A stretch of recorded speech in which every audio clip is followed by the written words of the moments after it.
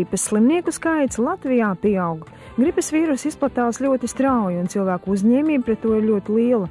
Uzskata, ka gripas izplatīšanās vai pārnešana notiek gaisa pilienu veidā, kad ar gripu inficēts cilvēks klapo, šķauda vai runā.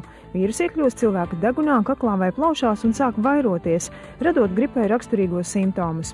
Atsevišķos gadījumos ar gripu var inficēties tiešā ādas kontaktā ar slimu cilvēku vai pieskaroties virsmai, uz kuras ir gripas vīrusi, un pēcāk pieskaroties degunam vai mutei. Gripu vienmēr pavada vēl citi vīrusi, kurus mēs dēvējam par akūtiem respiratoriem, kuri izplatās pa gaisu un kur arī ierosina sākumā tās slimības taisni deguna gļotādā un mutes gļotādā. Un pašā pirmajā mirklī varbūt nav nemaz tik svarīgi atšķirt momentā.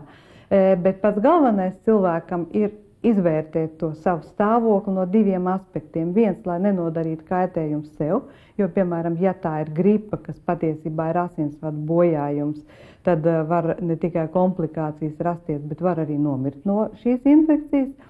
Tas ir viens aspekts, un otrs aspekts ir, lai neinficētu pārējos. Ja cilvēks savukārt nav vakcinējies, un ja temperatūra ir augsta, un ir drebuļi vai lauzošas sajūtas kaulos, vai nespēks, vai apetītes trūkums, un tas viss attīstās dažu stundu vai dienas laikā, tad ir noteikti vērts domāt par pretvīrusu preparātiem tieši konkrēti gripas sakarā.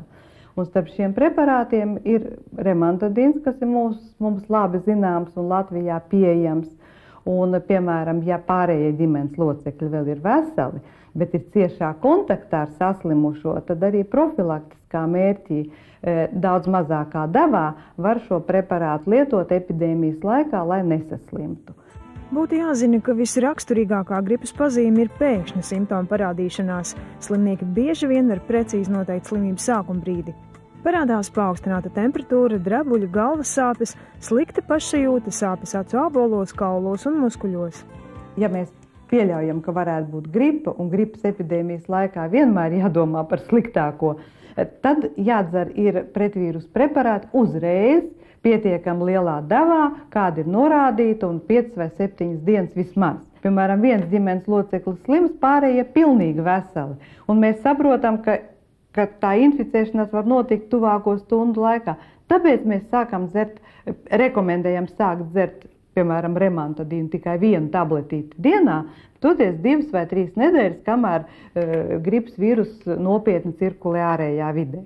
Pērn izmeklējot gripas pacientus infektoloģijas centrā konstatēja, ka vīrus organismā dzīvo vēl 20. dienā, tāpēc labāk no tā izvairīties ar profilaktiskām metodēm.